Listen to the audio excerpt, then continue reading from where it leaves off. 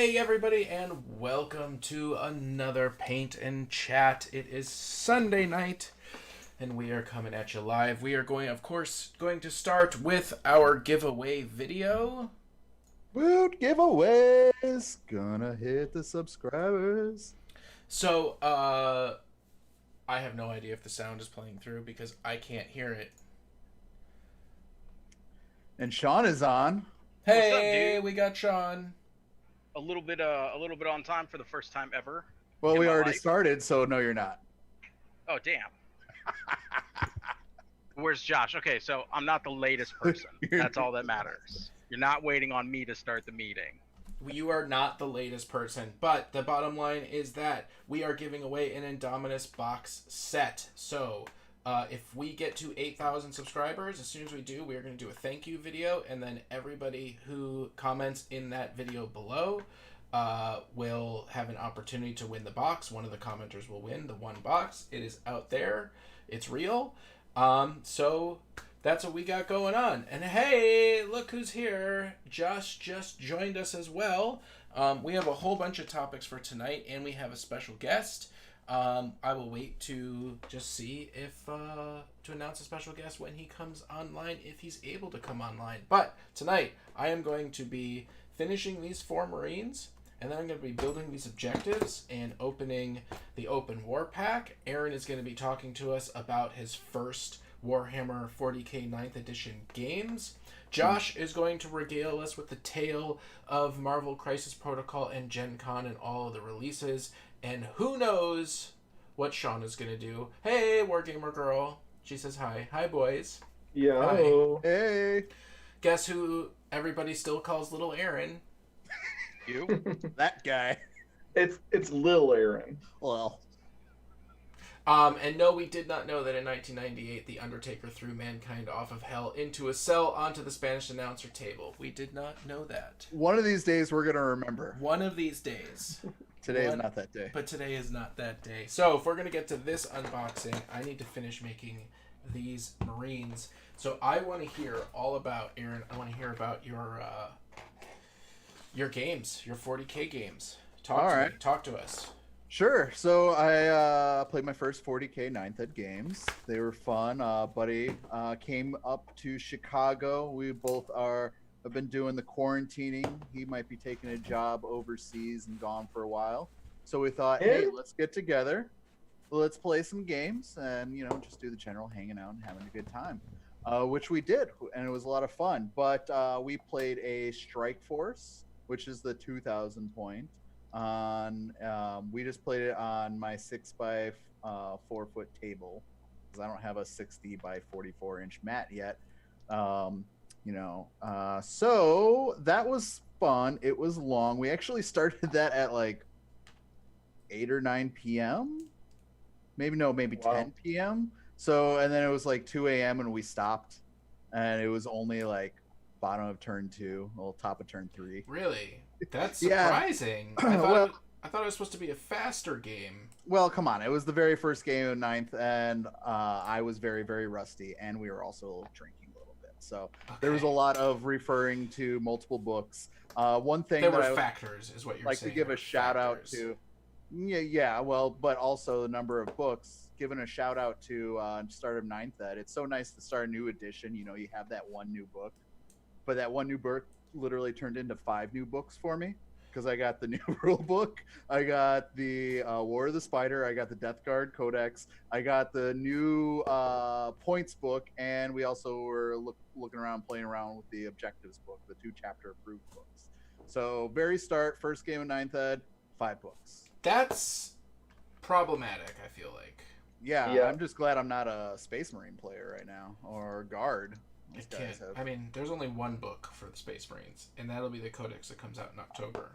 Yeah, except for all the I said there's one book. You're wrong. Uh-huh. So wrong.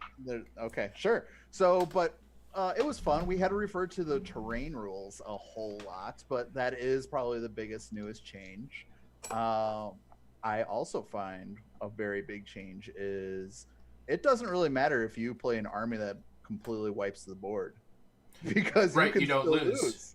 Right. because I was playing Death Guard, he was playing Astra Militarum, and the first game, turn 5, he did finally table me, but I was starting to capture objectives turn 1. He could not shift even just Plague Marines off of the objectives. Just with all the new nasty stratagems that we have and all the survival buffs that Death Guard has, he finally tabled me, but we still tied at 58 points each. So it doesn't say in the rules that a tabling is an automatic loss. It's just Nope. points. It's points. And then the second game, we played a 1,000-point game. We just threw 2 of the kill team boards together because that fits the size, the 44 by 30. And my God, you are so close to each other. Don't bother bringing in anything like scions or anything or rattlings. Rattlings are completely useless because they have to be at least 18 inches away from the enemy's deployment zone, right? Well, 18 inches away from the enemy's deployment zone is your deployment zone. Right. So he was like, "Oh, these rattlings are completely useless, so I guess I'll just hide them over here." And they did pretty much nothing. But that was very brutal. It was definitely quicker. It was also first couple turns, everything happened, and then the last several turns, it was just who could hold the objectives. And again, he did table me with like basically his last, I think, vehicle on the 5th turn, and I still won that game. So Really? Yeah. So I was tabled twice, and I won one and drew the other one. Hey, Aaron, where's my clippers? And I was playing a very suboptimal list. I But found them.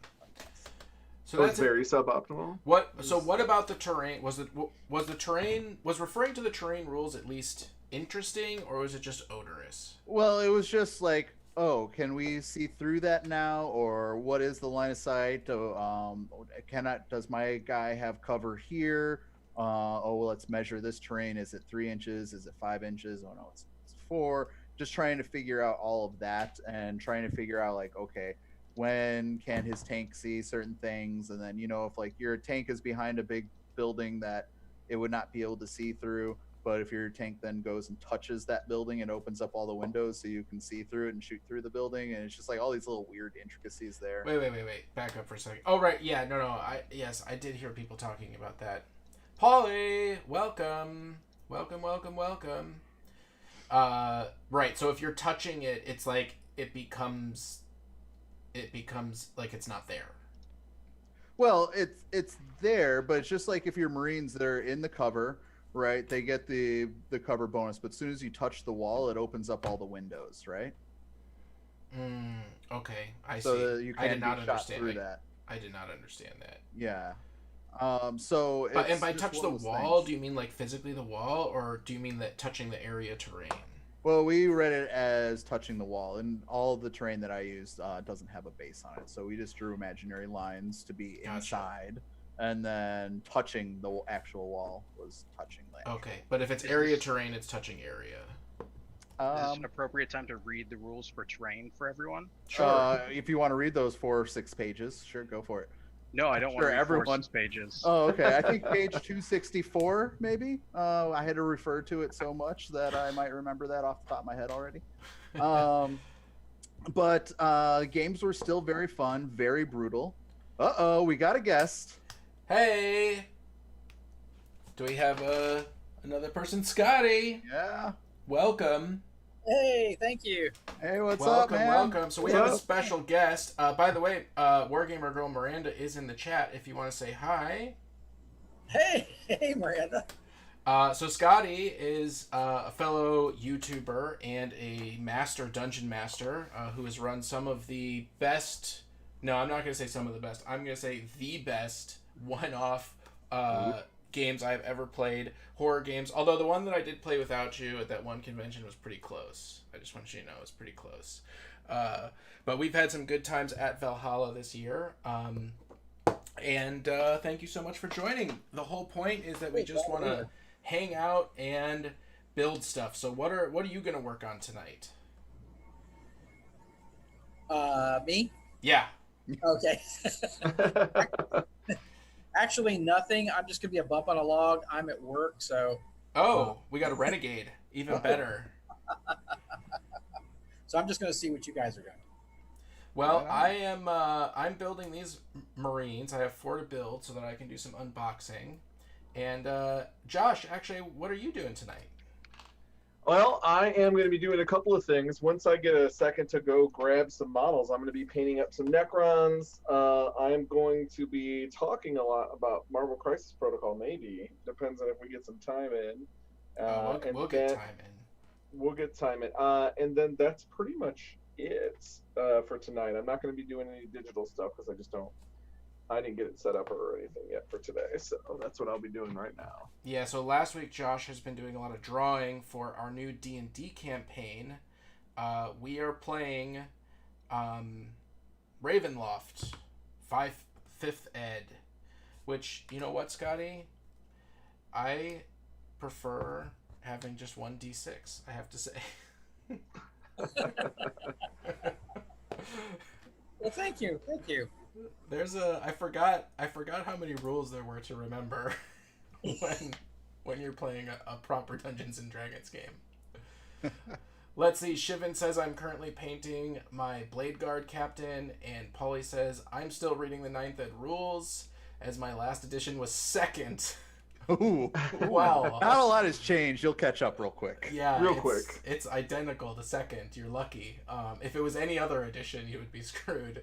Shivant also says, I tried out a game of 9th and lost on victory points because I didn't bring any troops. Because I just wanted to see my Blade Guard vets stab stuff. Good plan. Didn't work out. I apologize that it didn't work out.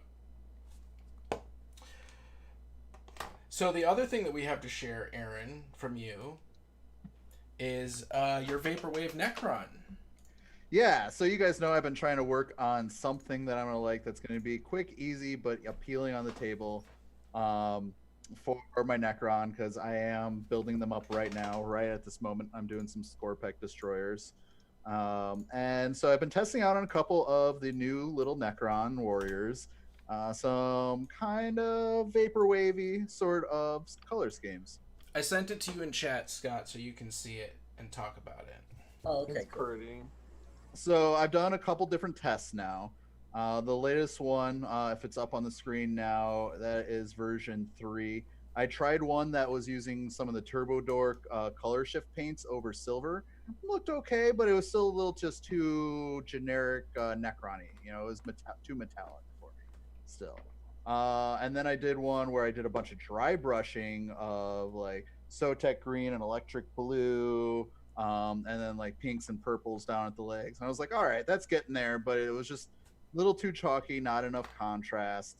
Wasn't really doing it for me. So I went out and got 3 new paints.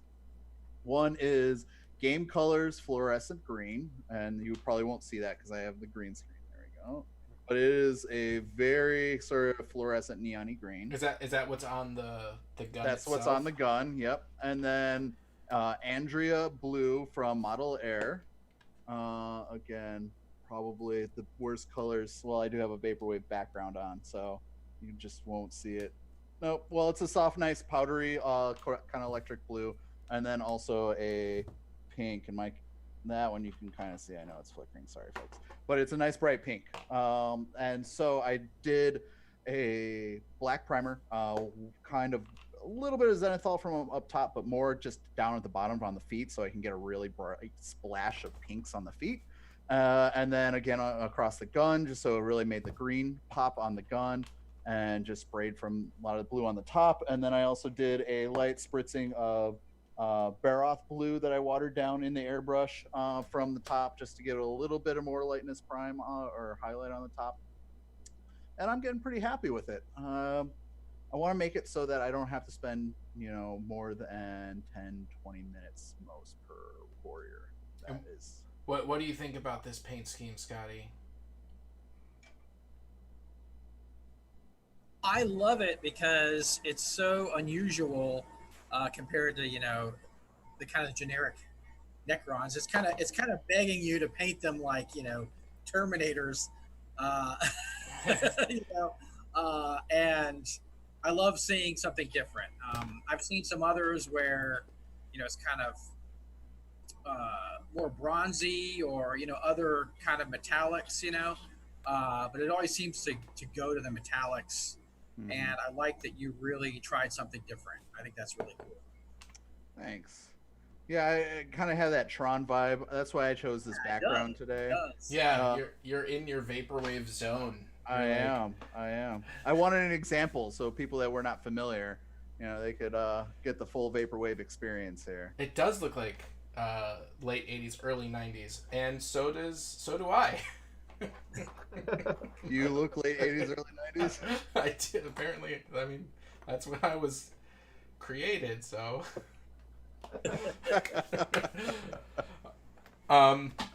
Scotty, what have you been doing? What have I been doing? And would you like me to share anything? Sure. Yeah. If you're not familiar with me, I'm DM Scotty from TheDMsCraft, and I started my channel years and years ago because I started playing D&D again, and I wanted some kind of terrain for the table, but I wanted it cheap and easy to make, so I could bang it out every week, to be ready for the game. And I started using cardboard and just some spray paint and just craft paints. And I came with a pretty good technique for making dungeon tiles that was like really quick and cheap. So I thought, some people might like this. Okay, so I'll do a video. And then, I got 100 subscribers and a couple hundred. And then, now I'm up to 70-some thousand. I know, it's amazing. Actually, I have one of your videos playing right now. It's a Tilescape video. Oh, I love the Tilescapes. That's kind of my current iteration of my tiles. I love them, and my original idea for the tiles was to do I call it 2.5D, where I didn't put I put walls on the tiles, but they were just short strips of cardboard for the walls, so you could see where the walls went. But they didn't stick up, because when you're sitting in a role-playing game, you don't want to have to keep getting up to look over the terrain, right? That's a big hassle. In a war game, we would stand the whole time, like we play Warhammer or whatever. We'd stand the whole time, mostly, because we had to have the crazy terrain, all kinds of, crazy terrain. So, but in a role-playing game, you really don't want to do that for the most part. So I was trying to avoid that. And then with the Tilescapes, I just did away with the walls altogether, because then you can just put as many tiles as you want together to make whatever space. And then I would kind of put doors and other things at the edge of the space to mark, oh yeah, here's where here's where you come into the tile, or you are perfectly in sync with the video I'm playing. It's amazing. Like, you literally in the video opened the door right as you said that. That was awesome. But yeah, I love the Tilescapes, and I still use it to this day. So. Well, thank you so much for joining us. Again, our goal is to get as many people hobbying and together during this time. Us and our friend groups felt kind of felt a little zoned out, I think, with everything going on. It was hard to get some motivation. So we're like, hey, let's just Zoom together and hang out and have a reason to make stuff. And so we decided to just start sharing it with everybody. So thank you so much for joining us. It is, it can be hard to find motivation, because I haven't had my home game in months. I've been playing a lot online, but I haven't had, my home terrain games, in months. So, yeah, I get you there. It can be hard to find motivation. So I'm going to go ahead and I'm going to start the objective set. I got those 4 Marines done. This is the new Warhammer 40,000 objective set. Now, Josh, you say that there's some controversy inside this box. There might be. Why? There might I be. already built mine and based them all. It's what I heard, that there might be some. It might be from the old objective box, though. I'm not sure. What's the controversy? Well, here's the thing. I have the old objective box. I have it right here, actually. All right, good. Check it out. So let's see which one is right there. the issue. Okay, so I mean, this definitely, this new objective box definitely looks like a 50mm base. I can just tell you just by touching it, that is way bigger than a 40mm base. So what does the rules say that we need? Oh, it's supposed to be 40mm. Supposed to be I just 40 used the millimeter. ones that came in the box. Yeah, because this is 40mm, right? And then this is 50. No, the ones in the box are huge. They're definitely 50mm. I didn't even Aaron, notice that. Aaron, hold them up. Well, it's gonna be hard for You should have talked to me first, buddy. I got you, fam. I might have to turn the background off for you to see them. Can you see them? Yeah. Those are 60s, man. No, it's 50s, I smaller think. than a 60. No, you don't It's- think it's a 60? It's definitely not a It's 60. 50. It's definitely a 50. Yeah. You know what's Alright. funny though? There's the one that looks like it's a little arch where the Necron is kind of like coming out of it. Yeah. You have that one. So that one barely fits on that 50mm base as it is. If you actually Really? put it on a 40, the arch legs are going to be completely hanging off of that. Of course. So why would they do that? Well, now I'm kind of aggravated because I already based mine on this. Well, I'm not basing I them didn't on- even pay attention. Why would I change the like? Do you think I should? Yes, you should put them on 40 mils.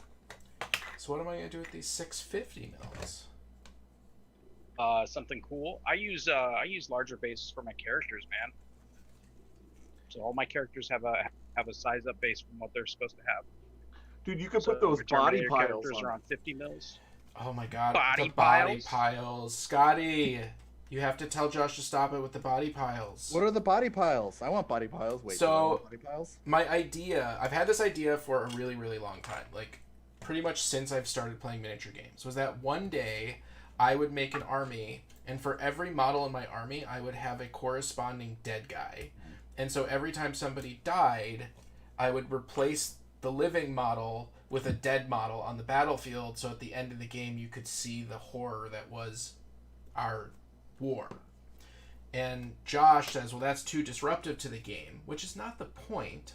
And he wants me just to have like a magnetic body stack that like follows around the unit or something. Like, Yeah, that's much for the cooler. record, I'm on board with Aaron's idea. I think it's fantastic. I want dead bodies all over my battlefield. I think my thought was to make a night hunt army of your actual army. That way you have two armies, and you Right. can just have the ghost standing there instead of a corpse pile. that is definitely much more cost effective. For sure. That is for sure. I don't know. more Having a whole cost-effective. second army of night hunt, is that really more cost effective? No, not night hunt. You do. No, What I'm is that? saying night hunt. No, you not night hunt. There is undead space marines that are flaming. I forget the name of them though. Sean, you gotta help me Legion out of with the that. Damned. Legion of Legion of the you make- Damned, yes. Oh. You make the army Legion of the Damned flavored, and then you're good to go. But the Legion of the Damned are still living. I mean, okay, they're not living. They're their own thing though. It's not. But I they're mean, a model that stands and has guns. I am talking about like taking a space marine and melting it with a soldering iron and then sculpting guts, falling out on it on a own little base. So it's like this guy dies and then I replace him with one that looks like it got hit by a 40mm mortar shell. So you want to do Nurgle marines? No, because they don't stay down. That's right. Yeah, Veterans of the Long War. they don't stay down. They do not. I got tabled twice, and I still never didn't lose either one of my 9th edition games. Nice. Let's see. So Paulie says, or get the GW skull box, drop on a lone skull where every model died. I have the skull box, and there's so many skulls in that skull box. It's intimidating. That's actually a good That box idea. is Use great. those That box skulls, is great. and then use Make Yeah. the skull 25 piles. use 25 mil bases because you're never going to use those ever again. You just put a little skull down. Which again, these are all good ideas if you don't want to have a battlefield chock full of dead space marines. But that's Which I kind of think is what the Aaron point wants. here. Which is right. Which is what I want to see. I want to see space marines, and then I want to see your friend, one of us, do it all with chaos space marines, and then I want to see the 4,000 point battle where these are all used. Yeah.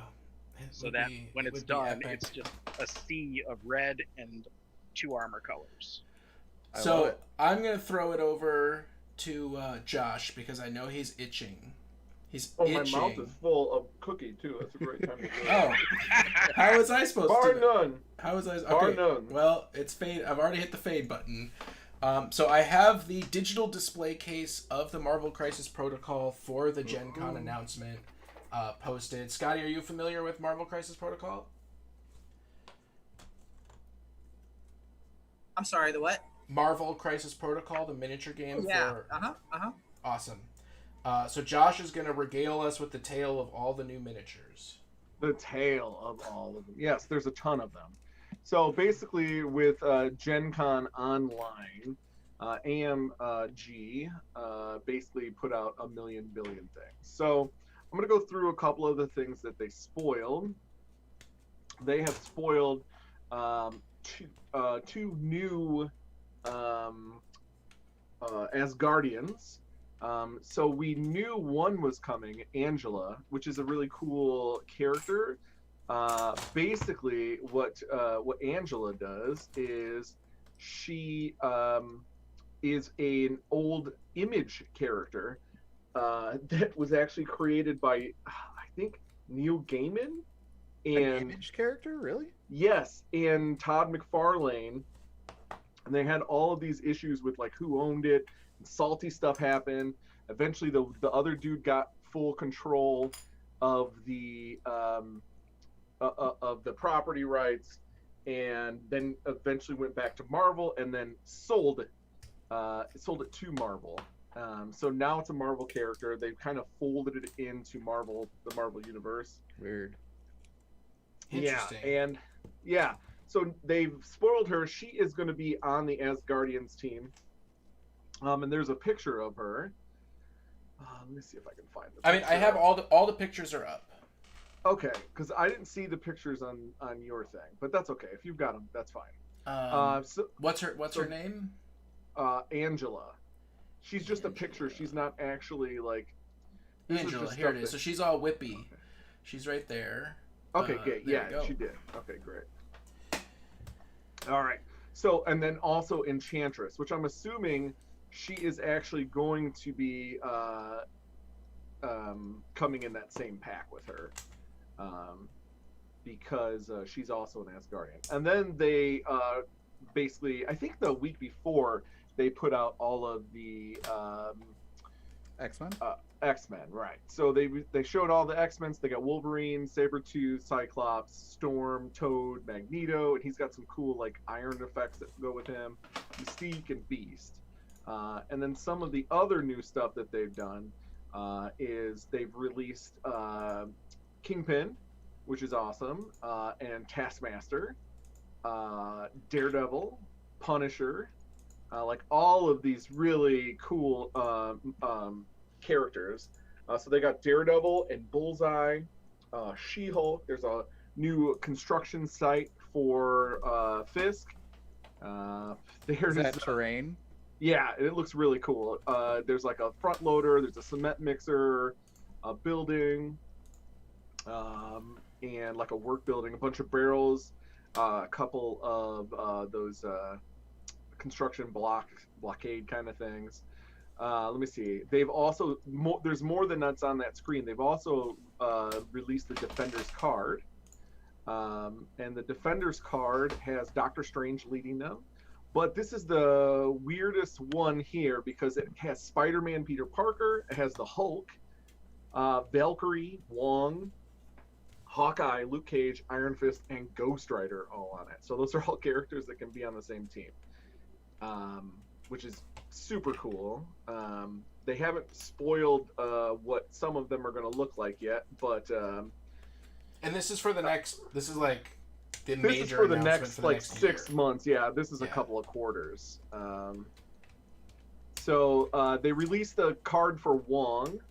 He's super cool. He's a 2 threat character, but he's like a healer, which is kind of cool. So his abilities are, his attack is garbage basically, but his first superpower basically says he targets a character within 3 and gives them an energy, which is pretty sweet. His second one is he's got a free action just to gain a energy for free, and then he's got another one that an allied character within 3 heals 2 or removes a special condition that they have, which is awesome. So Paulie, sorry to interrupt, Paulie says he likes that they've chosen the Jim Lee X-Men designs. Yes, that's the best. Yeah, that's the old that's the cartoon one that we grew up with. Right? Yeah. Dun, dun, dun, dun. Yeah.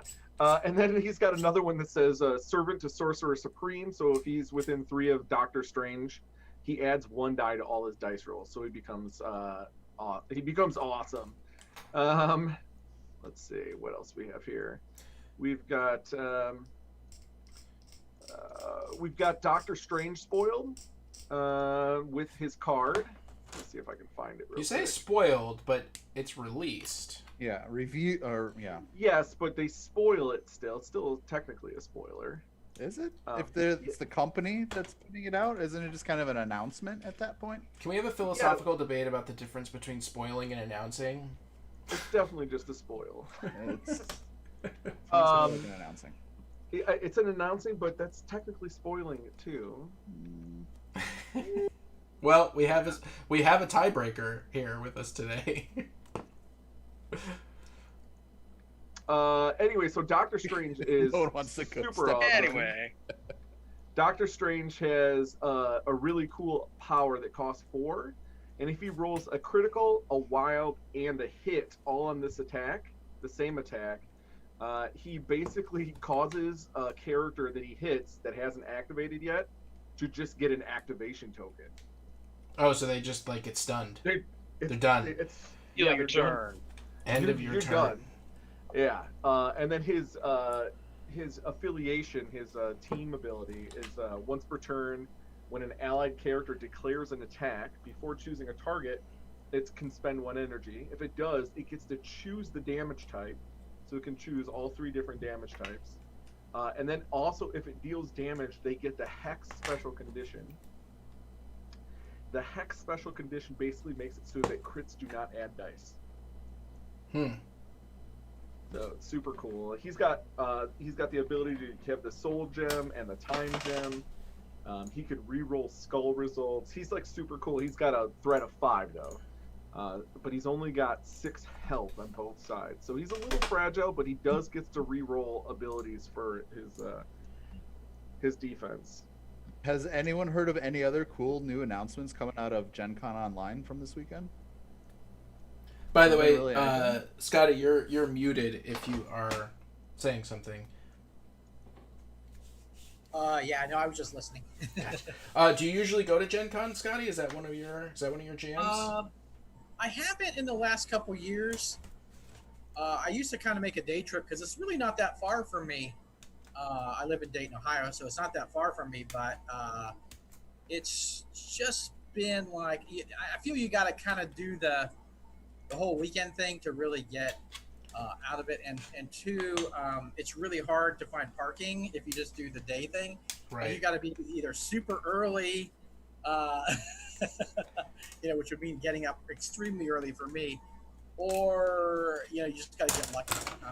So I've had I think the last couple of years I had to park way far out from the convention. So yeah, I haven't been in a few years. Yeah, so I was really sad because the Rangers movie, I was going to be applying for this year at Gen Con to be part of the movie fest. I wound up not just doing the application once I realized that it wasn't going to happen. I'll just save it for next year, hopefully. But I was hoping that this year was going to be my first Gen Con since it was in Indiana. So I went, I think in the early 90s is the last time I went. And that was the only time. I went last year. I'm glad I went because who knows when there's going to be another one. Yeah, it's definitely worth going if you've never gone before, just to see the sheer number of people and stuff they have there. It's pretty amazing, but it is very crowded. Yes, it If is you're not good very with crowds, crowded. you might have a problem being there. Like but, 80,000 people in like essentially a square block. in that little space. Yeah. Uh-huh. Every hotel around is packed. But yeah, it's cool. So Shivan says the difference between a spoiler and an announcement is the intent. And then Polly says this year was going to be my UK Games Expo, and of course that all broke down. Yeah, I think like a lot of things broke down, but that's why we're here tonight, to hang out and to hobby and to be together. Yeah. So Josh, you sound pumped about Marvel. Oh yeah, it's totally awesome. I can't wait. I don't understand who's supposed to sit in this tiny little throne thing. What tiny little throne thing? Yeah, what are you talking about? From the new objective pack, there's like a little tiny throne on treads. No one sits in it. I know because Objective. it's scaled so small that nothing could sit in. No, a little human, like a little astropath or something like that, could be sitting in there. I guess. Put a skeleton in it. I glued a skull on the seat, and I was gonna put a little blaster mark where the head should have been on the back of the throne. Nice. Oh, that's clever. Yeah, but mine's on a 50 mil base, so now it's not legal in any Just Warhammer. yank them off, buddy. Yank them off. Yeah. Just yeah, get I a don't belt sander and just sand it down to 40 millimeters. know. Yeah, there's always that option. Shrapnel going everywhere. Oh, GW, really? You make a big whole deal about, hey, now there's actual official base sizes. 40 millimeter. Oh, here's a new base pack. They're 50 millimeter? Come on, guys, really? I mean, And I fell for it. I put them on the 50 mils and didn't even pay attention. Oh, my goodness. Well, it is what it is now. I played in a game of I was playing a game of 40K once, and it was 6 players on each side. Most of the Imperial players were Space Marines, but I was Imperial Guard. So the table was horseshoe shaped. Okay, so we had, imagine like, I think 2 people on the arms and maybe 2 people in the front. But the way it was like, or maybe it was more than that, because I want to say it was 3 people in the front, or 3 people on the front table and 2 people on the side tables. But I ended up getting put right in the center of the front table. So I'm like surrounded by 3 forces, like there's like freaking Chaos, Marines, there's Tau, there's I think there were 2 Chaos Marine players and like a Tau, and like, yeah, I just got so decimated because like, Imperial Guard cannot stand up to, the kind of, melee that the Chaos can throw out. don't let Miranda hear you say that. The tower just devastating me. Like, it was like my armor was the first thing to go, man. It was just like, I mean, it was a big target. It's like a big target on its back, hit this first. So I think one of the players had the Nurgle player had a Bane blade or something that was like modified. So it just like decimated me. And then the Tau player had, just all that devastating weaponry. So yeah, my army was so destroyed. And that's why you need a second army of dead bodies to leave them. It was like, There you go. I should have been on the end, because I could have because you could hit anywhere on the table. So I could have lobbed shells. 72 inches, yeah. Exactly. Yeah. I could have lobbed shells from the corner of the table all the way over to help, the other players. But as it was, I just became a huge target and just got so decimated. Turns out a whole bunch of humans in tin cans really can't stand up to like 10,000 points of demons, huh? Right. So, Scotty, do you have any new modules coming out? Yeah, we over at Quest Givers, I just finished. Gareth and I, who is another D&D terrain crafter, finished a module called the North Road Campaign, and it's 12 modules in the book and 4 mini quests. So it's a lot of content. But what's cool about our modules is they're system neutral. So you can play it with any system. You don't have to play with, it's not like, oh, you got to play with D&D or you can't play it, or, Black Hack or, Cypher system or whatever you like. It's really, we give you the story and then you just add the stats from your system on it. So, if you're fighting something, you can just, grab the stats from your system. So none of the content is wasted on just stats. Like it's all content. I mean, your systems are so well put together Thank that you. my plan was to run one of them like with my family at like Thanksgiving or Christmas or something, because they're so like streamlined, full of plot development. You know, it's all about character development without getting bogged down in, you know, the minutia of the rules, and they're really nicely contained. That I was like, I can get my grandmother. I can just be like, because we always play board games, right? Like it's not like we don't do that. I was like, I bet I could tell them that we're gonna play this interactive board game, and I could run one of your systems. Unfortunately, we didn't get a chance to do it, so hopefully we'll be able to do that soon. But everybody should check them out because they are really, really fun. And like I said, at Valhalla, playing that one shot, that was one of the best games I ever played. And then that second game at Valhalla was also really, really fun. I'm glad you enjoyed it. Yeah, I really like using my I call it the easy D6 system. I'm still writing it, but the idea of the system is to make it so easy that the rules just get out of the way of the role playing. Exactly. Exactly. Yeah, it's like you never have to look up rules. You never have to look up a rule, and so that keeps the flow from getting shut down. You know, if you're in D&D and you're like, oh, I got to look up this spell, you know, blah blah blah, does this range, does this, all that is taking you out of the narrative of the game because you're shutting down the game, getting the stats for this spell or that spell or whatever ability. So I wanted to avoid that with my system. Now, my system not great for like D&D is great for like leveling up because then your character grows and changes, you know, as you play, which is really cool. A fun part of any system. My system's really just kind of a one-shot system. It's best for just one-shots, but it really excels at that because, like I said, the system gets out of the way of the story. The story is paramount, and the system is just like, okay, we got to decide what happens, roll a die. You know? I mean, after playing your systems, it's hard to go back because we're playing D&D 5e.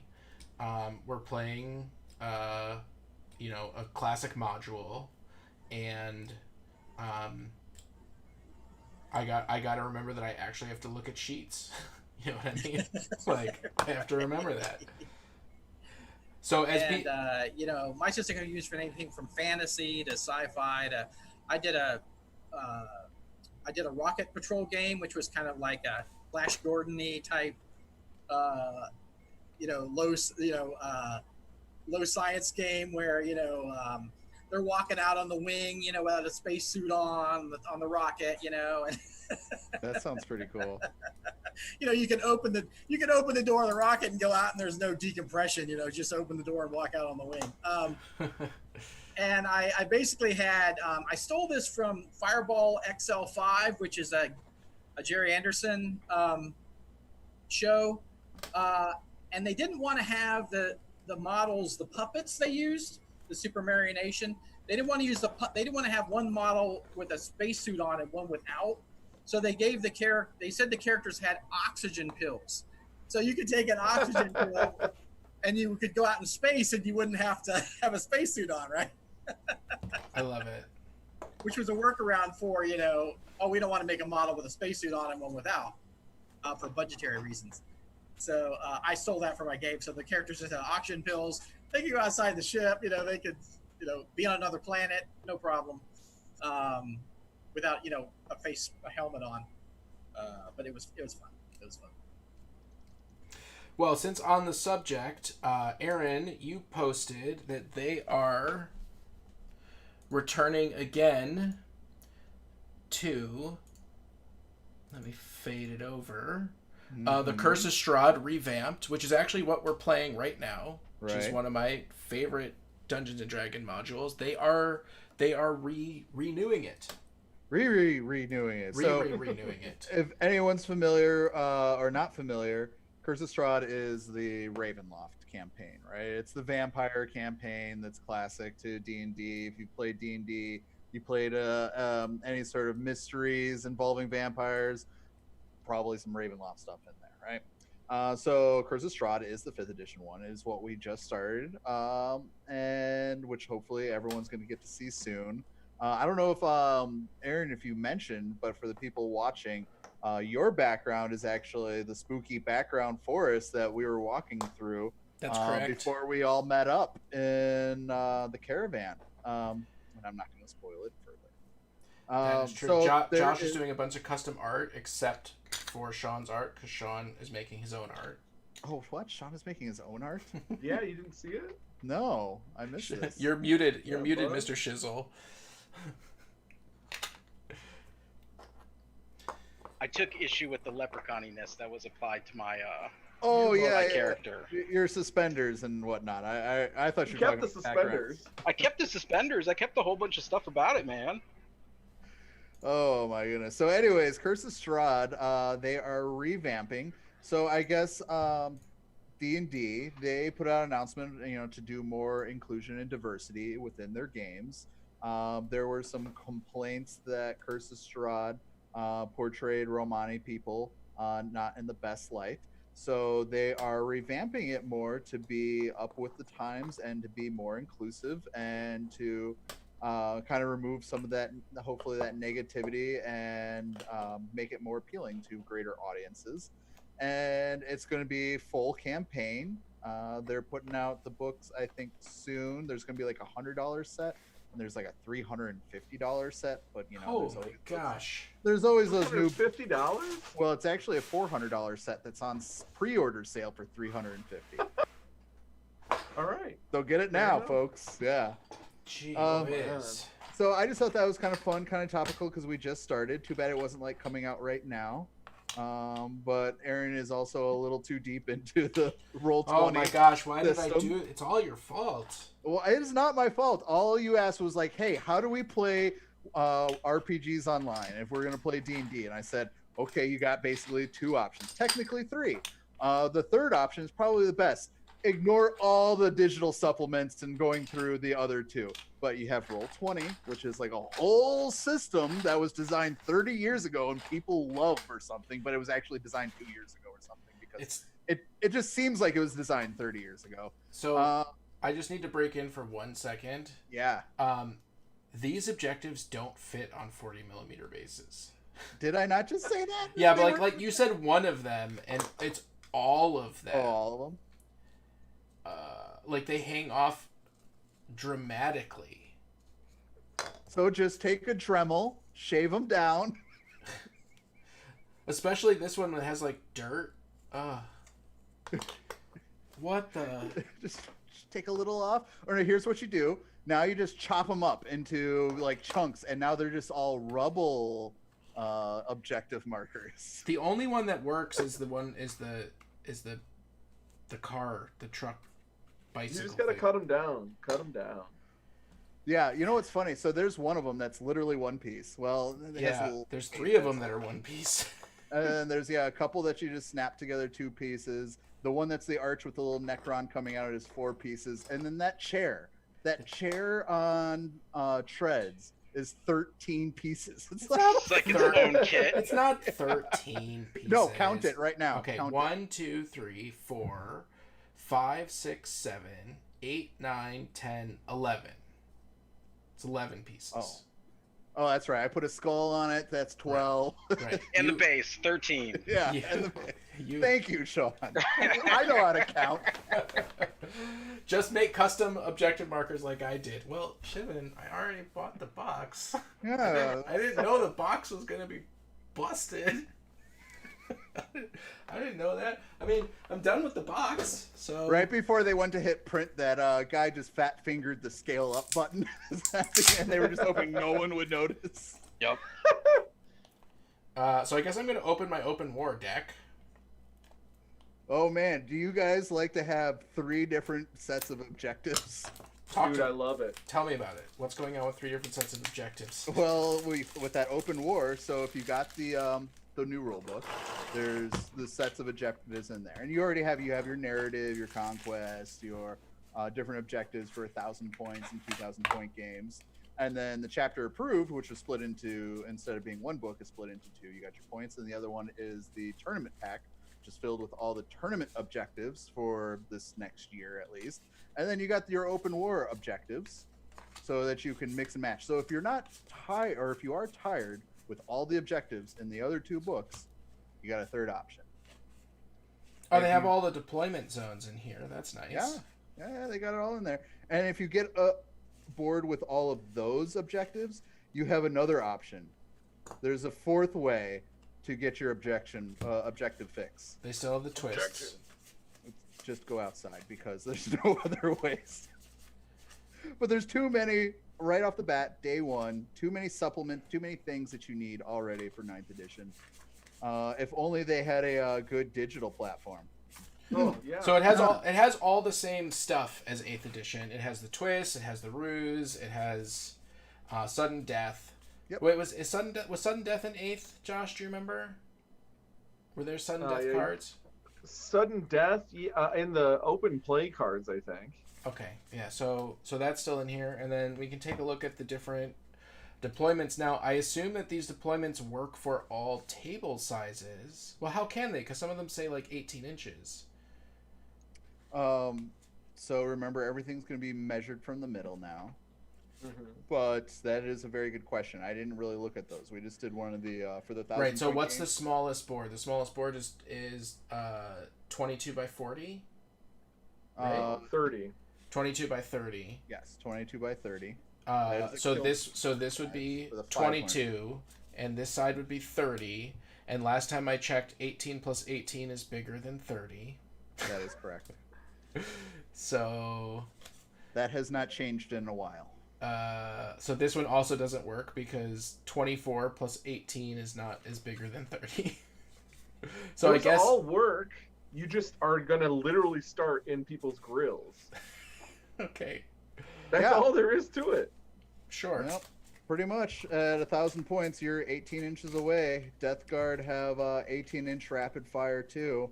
So I just basically shuffled forward right onto the objective marker that was 1 inch outside of my deployment zone. I like that in the rule it says each player musters an army from miniatures in their collection. Yes. You So can't borrow. You can't borrow. And by the way, we're the battlefield. So it does say create a battlefield if both players have smaller armies equal or less than 50 power level. The minimum recommended battle size is 44 by 30. Yeah, which is what we just talked about. So some of these don't work for 44 by 30. Okay. Interesting. So that's what I got. Objective is to figure out what the objectives are that you can actually use. They really shouldn't have put the base guy also in charge of the objective zones. Just bad spatial awareness. I guess I can build the Sector Imperius objectives now because I finished the other objectives. There you go. Yeah, they're really easy to put together. Good luck fitting them on a base, I guess. We'll see what size base comes in this. Maybe these are on the right size base. The old ones? Yeah. I believe there would have been a kerfuffle a couple years ago if those were not on the right size. But I mean, maybe they're on the right size base for. I'm saying maybe they're on 40mm bases. That's what I'm saying. Right. Hopefully they come with 40s. Else you're gonna be using up all yours. So Josh, did you get some models? What are you working on? No, I haven't gotten them yet. I'm gonna go get them here in a second. I actually am waiting for the spray to dry. What are your primer or something? Yeah. Oh, these don't have bases. They're just They split the difference with you. Yeah, they literally don't come with bases. It does have this cool clear glass thing, which means I'm gonna have to assemble that later. Right, so apparently the old objectives you just measured from the objective. It didn't have an actual base. Oh, that's right. Yeah, they didn't come with bases. Yeah. So now these are going to have to be put on bases. Yeah. Yeah, because before you measured from the center of the objective. Right, so you could have an So objective it could of be whatever size. you. Yep.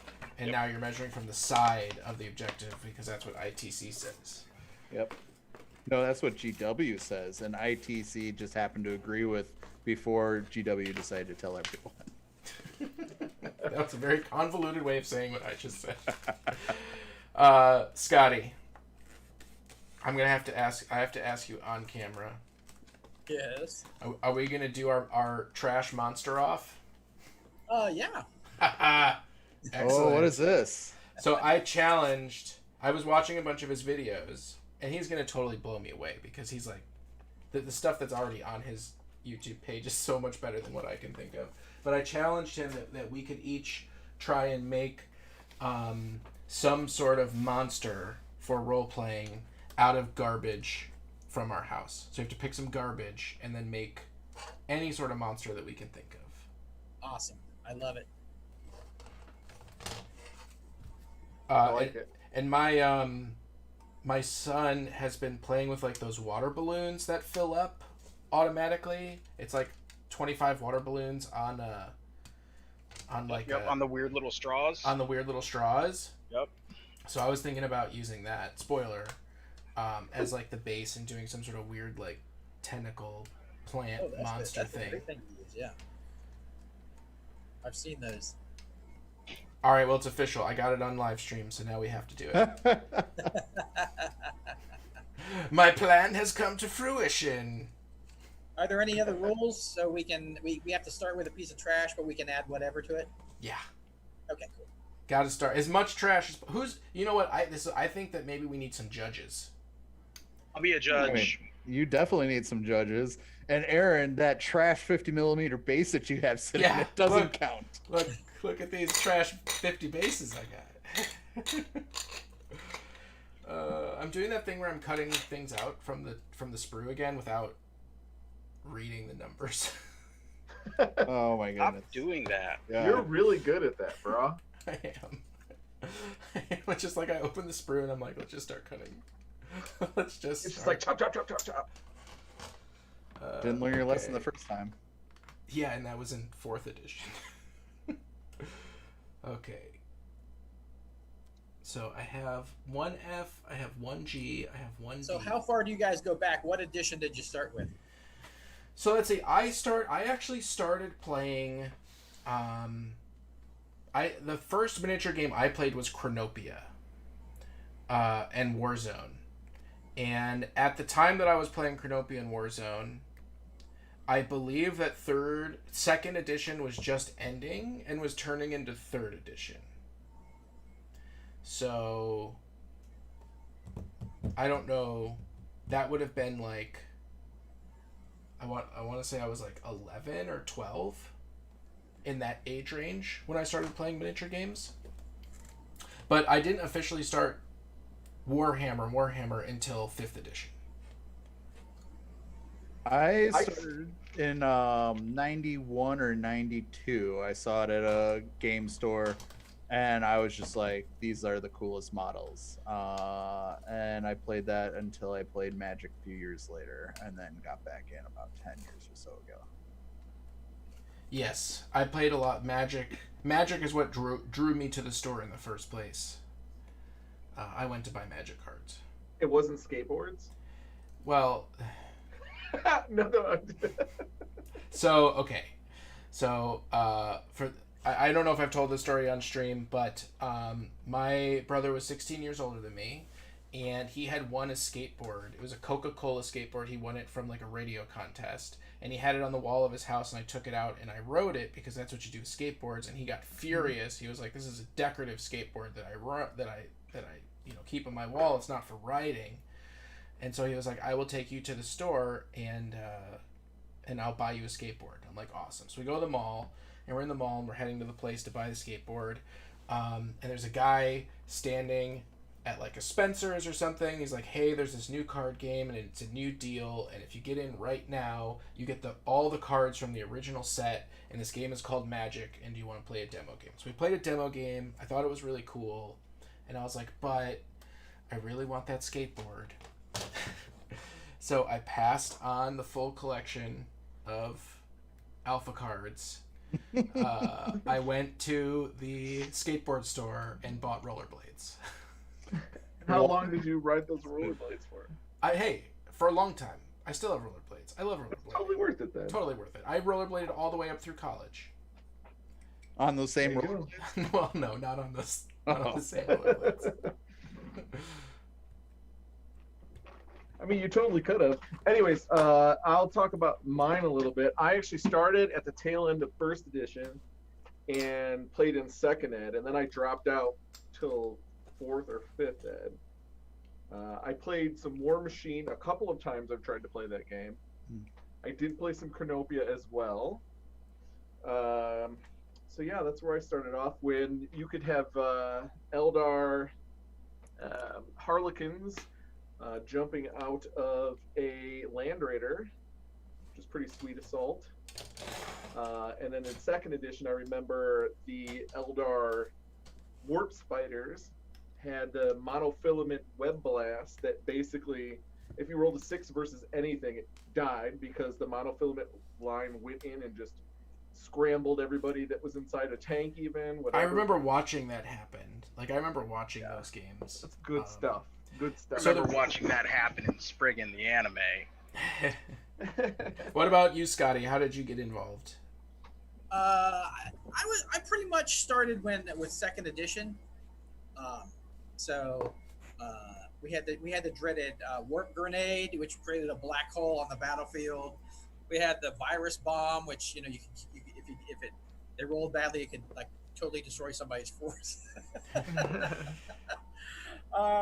They had an interesting mechanic, which was like psychic cards, and you remember that? And it was like you would have a duel with, like, your psychers would have a deck, and you would have a duel with your deck, like a mini duel on your psyker turn. Dude, that's awesome. I want that again.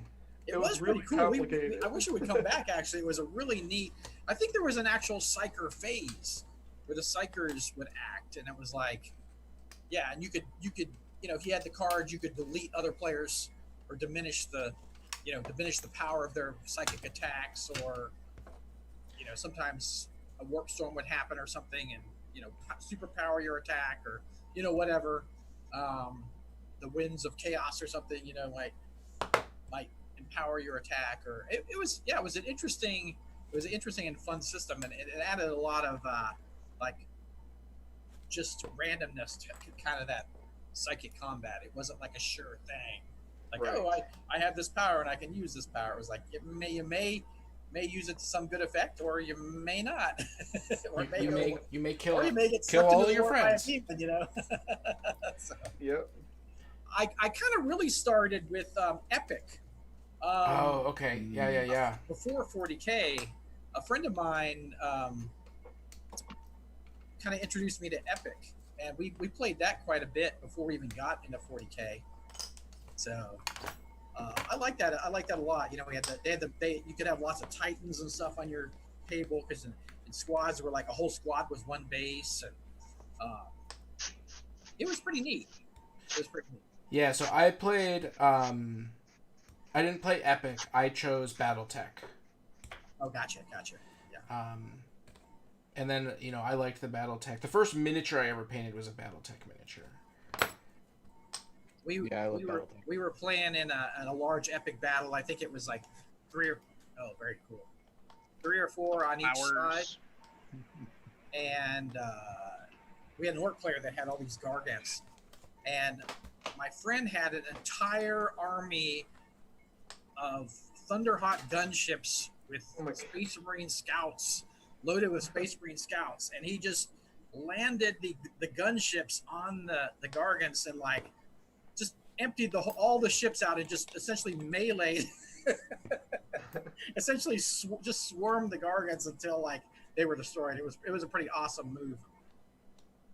See, that's what I love about miniature games, is like those moments when you remember, like those epic battle moments. Those are always my favorite. Yeah, it was totally epic. Okay, now I need this orbital Vox array. That's what's next. Which has 600 million pieces for some reason. I bet you if you count them, that's not the right number. He's just going to cut them off willy-nilly anyway, so it doesn't matter. Well, there was once upon a time when you would buy miniatures and every single piece was identical and it didn't really matter which order you cut them out in. So Yeah. what I try to do now, man, is I just try to identify what pieces are going to go into the build. Right? You can't do it with vehicles and stuff like that, but most of the infantry you can. And then I just cut out all the pieces for that one infantry dude. Yeah, that's right. I do that now too. And I'll bag those guys, right? In my little teeny tiny Ziploc bags, Mm-hmm. which are only used for tiny pieces of plastic. Is that what you call it? Yeah. But yeah, man, I find it works pretty well. You wanna talk about building Indominus models? Yeah, talk. I'm doing it right now. So are you guys finding the same kind of thing? I have this issue with box sets, right? I get so spoiled by the lack of mold lines and the quality of like the big kits nowadays that when I get a box set, I'm always kind of like, oh man, like I gotta scrape a seam on this. What's going on? Yeah, I'm right now covered in gray dust from all the scraping of these legs on the Necrons here that I'm doing. You have a lot of mold lines? Yeah. It's on not. these, It's destroyers, not. It's yeah. not just the mold lines. It's No, also I the don't have all sprue this placement. Yeah, the sprue placement. But I didn't have a lot of mold lines. Although I'm not really too worried about it with my paint scheme. Yeah, you don't really do mold lines, Josh. Let's I just be totally do honest. mold lines. Yes. Hondo. Scotty and Josh are kindred painting spirits. Scotty, you're gonna really like Josh's new tutorial on how to paint Necrons. I think It uses this. which is a sponge duct taped to a broken paintbrush.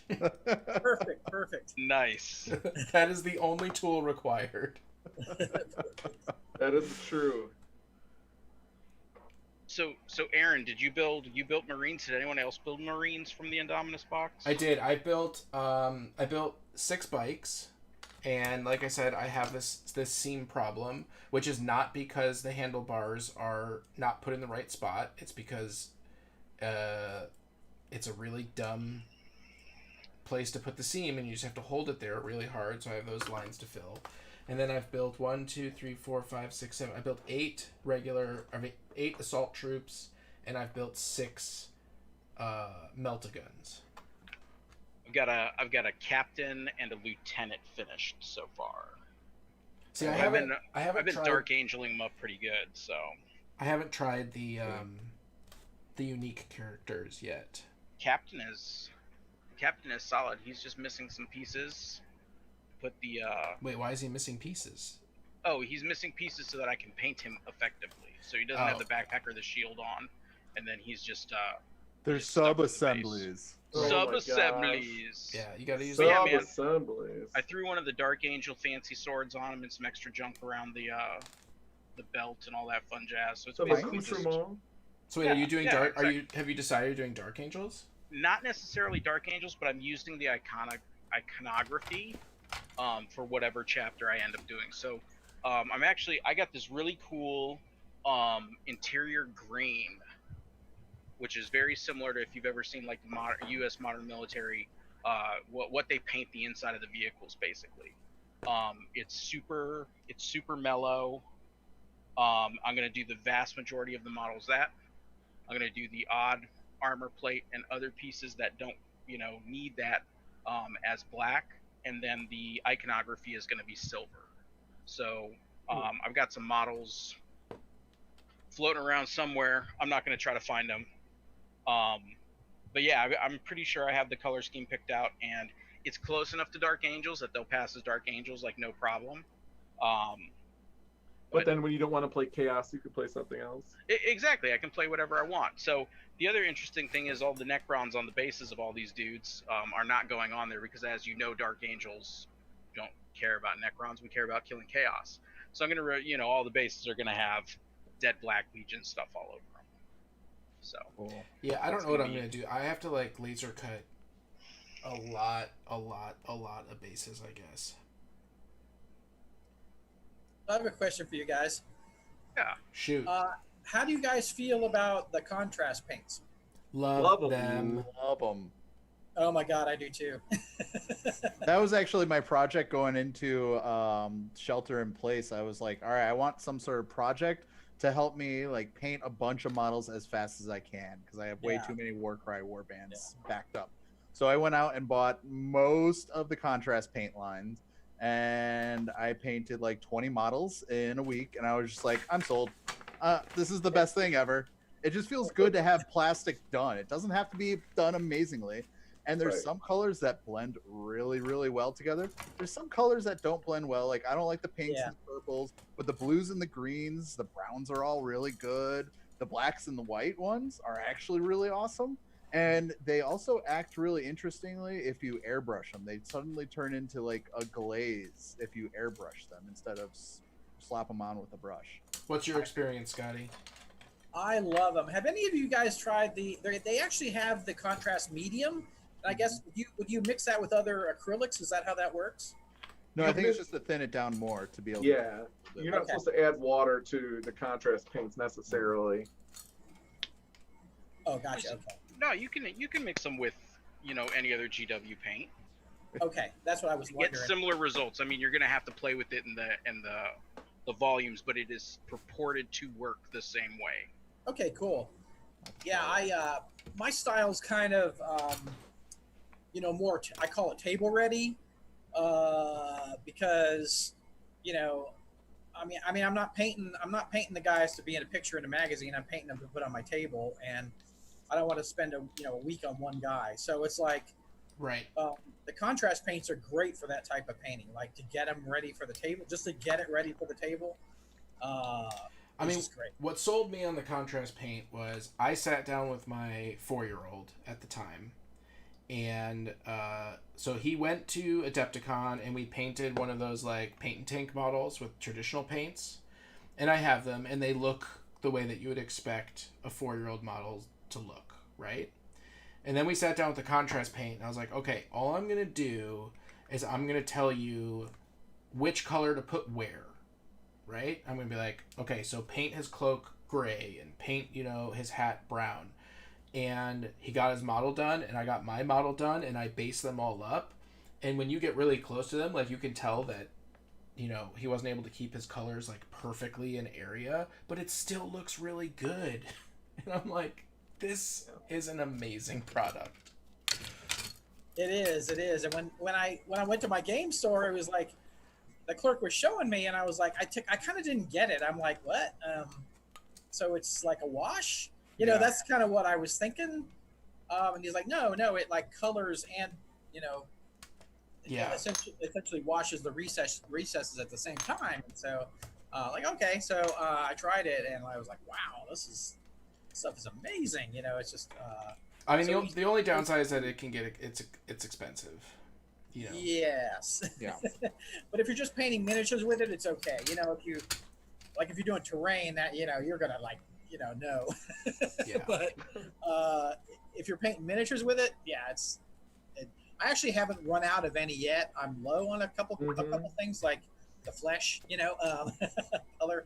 But I haven't run out of any yet, and I pretty much got it close to when it came out. So that's. What's your crazy with Scotty? it, What is your favorite color to use as the base for your contrast paints? That's. I think probably a lot of times I will, spray something with a primer, and sometimes go for there. But what I've found I like to do is just kind of paint something like a base color, like. If I'm going to use the flesh, paint it like use my normal acrylic paints and paint the flesh, and then go over it with the contrast. And so then I get, so I actually like doing that. I guess that kind of defeats the purpose of the contrast paint. But No, it's good. I think most people use white, right? Yeah. I use Rust-Oleum, cheapest stuff I can get at Walmart But for your contrast? for everything. For white or gray?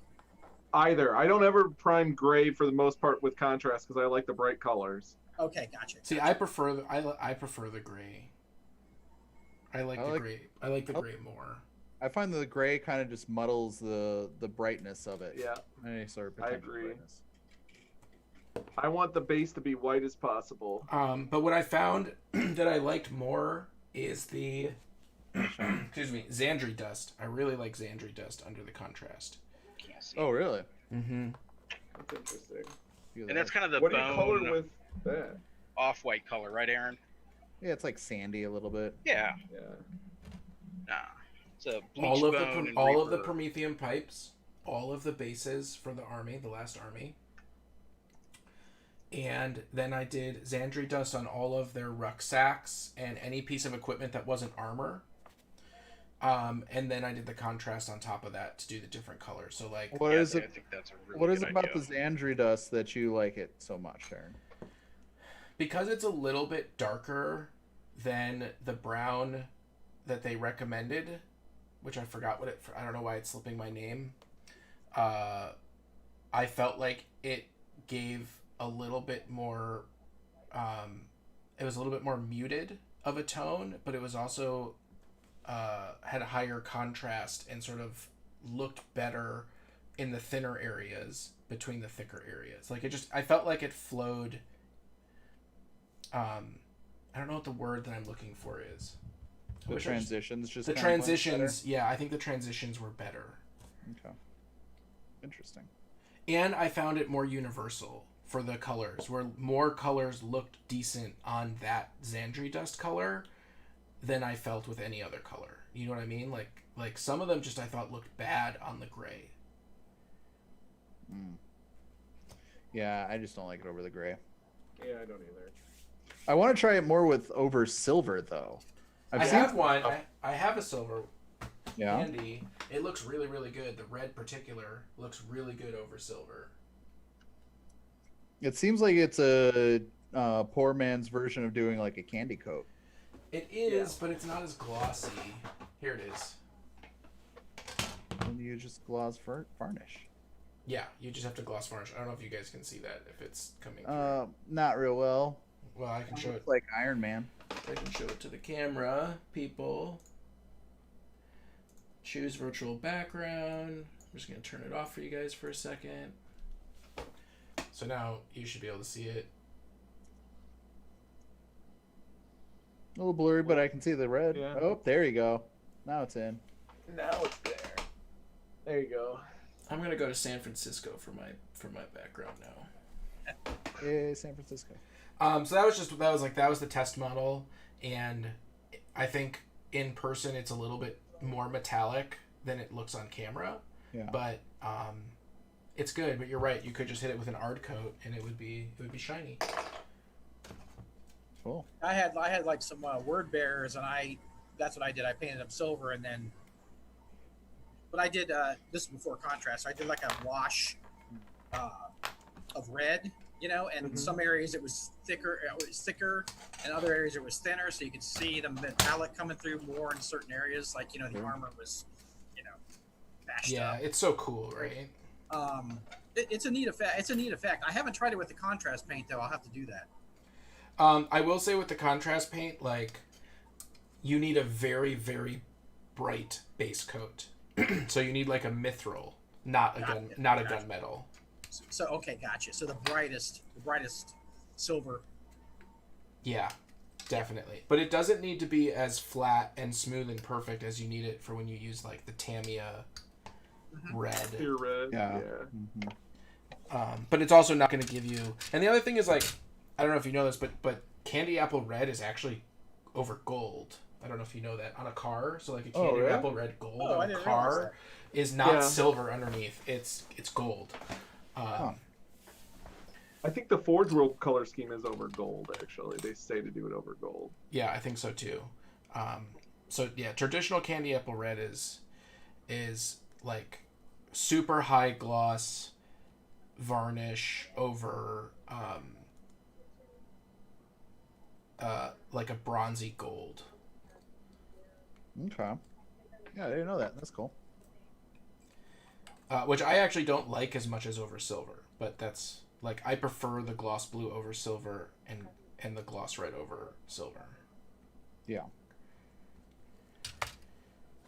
How much airbrushing do you guys do? A lot. As much as possible sometimes. As much as possible. Good answer. Uh-huh. It flows just about any day that I'm sitting down painting. Where is this Yeah. teeny tiny piece that I Oh, definitely didn't cut out and lose? How about you, Scotty? I think that's my one weakness. Like, I never have much luck with the airbrush. It just, I don't know. It's always clogging on me, and I think I'm using the right paints. I'm using, I'm thinning it out. But I'm just, it's just clogging, and I just get so frustrated. And So I have an absurd thing that I do, and it wastes a ton of paint. But even with that, I have saved so much money not buying primer, that the airbrush has made its money back 100-fold. Maybe not that much, but a lot. You know what I'm saying? Because I don't have to go buy a $15 can of primer if I want to use a good GW quality primer. Right. I use a paint filter. Wait, what? What's a paint filter? It is a super fine mesh. Super, super fine. This will pull anything. Hold on. out of your paint. I'm gonna make your screen big. Give me 1 second.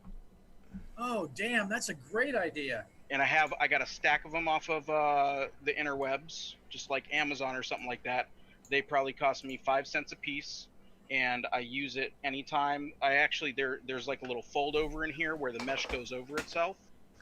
So I fold that back so that I don't have to sit and try to like sieve paint through 2 meshes instead of 1. And I just pour my paint in there. And like I said, I have a fair amount of loss because it's pulling out the thicker particles, but I never have any jams. Wow. No jams ever. Thank you. Yeah, man. So they're paint filters. Google them. You'll find something. They're fantastic. So what, you pour the paint through that into the cup? Exactly. Huh. That is fantastic. I got my airbrush. Yeah. And especially with older paints, it's awesome. You thin them down, do what you would normally do, right? So it's you can pull it up the side of the cup and it keeps the paint on the side of the cup, but it still runs freely. Yeah. Mm-hmm. And I just, I hold it and I just fill it up. There's a little line of cardboard, so I try not to fill past that. And I just hold it, drop my paint in, drop my paint in, and when I've got enough, I pull it out, I tap it a little bit, throw that in the trash, airbrush, and when I need more paint in the cup, I do it again. And you're saying it, like, when you started doing that, clogs went away? 100%. I have never heard of a single person talk about this. This is magic. Unless you airbrush for 4 hours, then you're going to start dealing with some buildup inside of the brush. But you're never going to run into a particle that the airbrush can't pass, so to speak. Atomize. Yeah, it's never going to be like, oh man, that clump of paint was too clumpy, So that's one of my fancy airbrush tricks. My trick is keep a bottle of airbrush cleaner. Again, you're not going to be able to see this, but I have the media airbrush cleaner, and after every couple spritz or when you're finished with the color, just give that a quick spraying through with a little water and backflow it a little bit and just rinse it and then go on to the next. And then I used to have to wash my airbrush out like after or in between every single color, and it was just taking so much time, and I felt like it wasn't saving me as much time, and I was a lot of frustrations.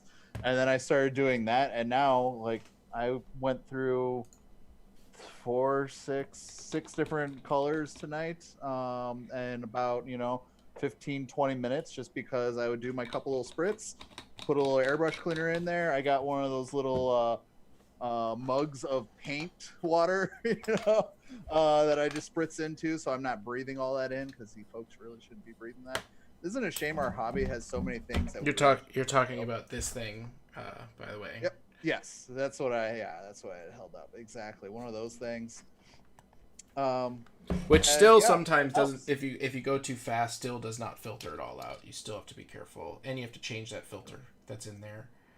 Man, my stuff is crazy, dude. I have it running to a plastic bag that I have duct taped to like a straight up air filter for your house. So I replaced both of them because the shit comes out no matter what. Just like you're saying, there's no way to stop it. And I don't do the fine details with my airbrush. I do almost all my fine details by hand, but I do all my base coats. I do all my priming, all my base coats, and all my zenith highlights. So pretty much everybody's gonna get 3 colors of paint, on them with my airbrush before I ever put a paintbrush on them. However, I'm the opposite way from you and Josh. It takes me a week to paint half of a soldier. So you got to take my advice with a grain of salt because it's not efficient. I mean, I've watched a fair amount of your videos, Scotty, and you're pretty efficient with your methodology. You know what I mean? Like you have a very clear purpose. You have a very clear intent. You know what you're doing, and why you're doing it that way. I think there are situations that if your airbrush was running, would probably help you paint a bunch of tiles. You know what I mean? But agreed. Yeah. But I don't know, like, other than mass coverage. I think you do a pretty good job of finding the workarounds to get things table ready, and still look really good. Which is why you and Josh are definitely kindred spirits. Yeah, it's like I think because I really haven't, used the airbrush much. That I do find kind of hand painted workarounds to a lot of stuff. But yeah, and I'm more comfortable with that. I feel I have more control. But if I had more experience with the airbrush, I would. I mean, the airbrush was fantastic for my Primaris army, and I just, all the little details are hand painted. I painted everything purple, and then I did a highlight of like a light purple over it, and I did that for the vehicles so that everything was like a nice smooth transition, and then I did a wash, and then I painted all the details, and then most of the details were contrast paint, so they didn't need a wash, and if it wasn't contrast paint, then most details were a solid color and then a wash. So I don't know if there was any single piece of equipment that had more than two or three colors on it, for that army. And I'm going to steal that exact same process for my Primaris army. Yeah, you should. Just gonna check the time here really quick. What is the time, Aaron? We are 9 minutes in. 9 minutes in. We are 90 minutes in. We got 3 minutes left. Wow. So it is time to start the cleanup. No, I want to ask a question. Oh, okay. So my most burning rules question, or actually just I want your opinions, thoughts, and so on and so forth.